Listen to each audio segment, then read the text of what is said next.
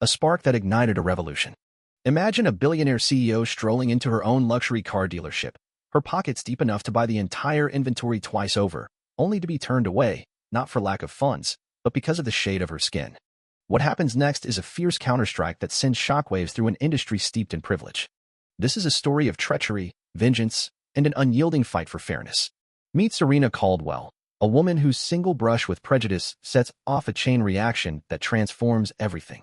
Serena Caldwell leaned back in her plush leather chair, her glass-walled office offering a panoramic view of New York City's restless arteries below.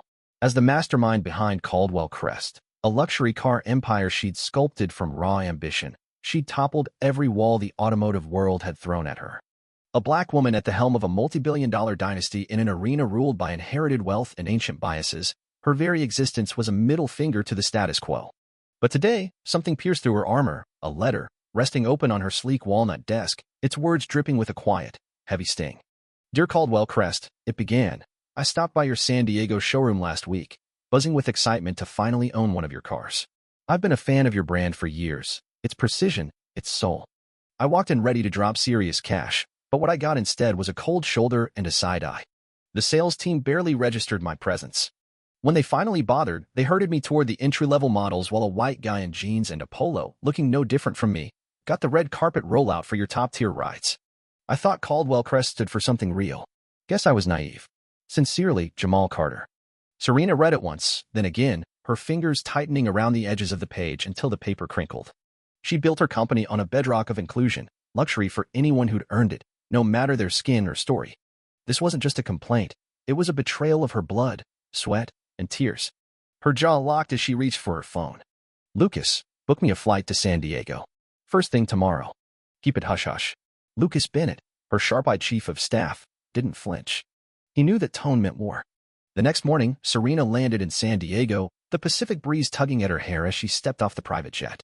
She'd traded her usual tailored power suits for faded black jeans, a crisp white tee, and scuffed sneakers. No Hermes bag, no Cartier dazzle, no bodyguard shadowing her.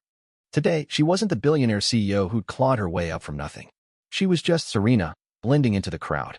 The Caldwell Crest dealership loomed ahead, a cathedral of glass and steel basking in the California glow. Inside, the air hummed with the promise of million-dollar machines, their sleek curves glinting under soft lights. She pushed through the doors, and the vibe shifted, like a ripple across still water. Sales reps hunched over desks, their eyes sliding past her as if she were a ghost. She approached the front desk, her voice calm but firm. Hi, I'd like to see the Apex Velocity. The Velocity was her pride and joy, a supercar that married raw power with breathtaking design, the kind of machine that made hearts race and wallets weep. The receptionist, a young woman with a practiced smile, hesitated, her lips twitching downward for a split second. Let me check if someone's available, she said, her tone a touch too clipped. Minutes later, a man sauntered over, Richard Hensley, the showroom manager. Tall and wiry, with graying temples and a suit that screamed old money, he carried himself like he owned the place. His gaze raked over her, lingering on her sneakers, then flicked to the Velocity shimmering in the distance. Can I assist you? He asked, his voice flat as a dead battery. I'm here for the Apex Velocity, Serena repeated, meeting his stare. He smirked, a faint, oily thing. That's an appointment-only model. We don't just let anyone take a look. Her brows lifted slightly. Your website doesn't say that. Richard crossed his arms, his smile thinning to a razor's edge. We vet serious buyers. The Velocity starts at $2.7 million. Serena didn't blink. I'm aware. His eyes narrowed, unyielding. Maybe you'd be happier with something more practical from our standard line. There it was, the subtle jab, cloaked in corporate courtesy. She exhaled through her nose, a slow burn igniting in her chest. I'll come back, she said, turning away. As she left, Richard's low chuckle followed her, paired with a muttered aside to a coworker. Some people just don't know their lane. The next day, she returned, a different woman. A bespoke blazer hugged her frame, a Rolex gleamed on her wrist, and her heels struck the floor like gunfire. The staff snapped to attention, a flurry of nervous energy. Richard approached, his grin wide and syrupy, oblivious to yesterday's slight. Good afternoon, ma'am. How can we make your day even better? She didn't offer her hand. The Apex Velocity. Now, of course, right this way, he said, all polish and no substance, guiding her toward the car. He didn't recognize her, not as the woman he'd brushed off, and certainly not as the CEO, whose signature kept his lights on. As they stood beside the Velocity, its midnight blue finish catching the light, Serena tilted her head. "Do you treat all your customers like this?" Richard faltered, his charm cracking. "We aim to please, ma'am." Her smile was ice. "Aim higher." She didn't reveal her identity, not yet. She walked out, her mind already spinning a web.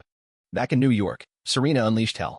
She ordered a deep dive into her company, security footage, employee statements, shadow policies buried in fine print. What emerged wasn't just Richard's smug dismissal. It was a systemic rot.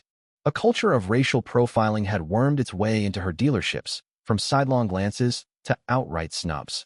It wasn't one man. It was a machine she'd unknowingly fed.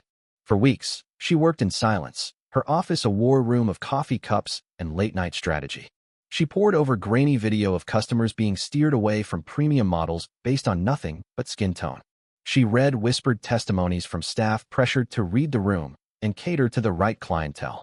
She found training manuals that never made it to her desk, laced with coded language about preferred buyers. Each discovery was a gut punch, but it fueled her fire. A month later, she stood at a podium in Manhattan, the press packed shoulder to shoulder, cameras flashing like a storm. Her voice cut through the buzz, steady and unapologetic. "I built Caldwell Crest on a promise. Luxury isn't a birthright. It's a reward for those who earn it.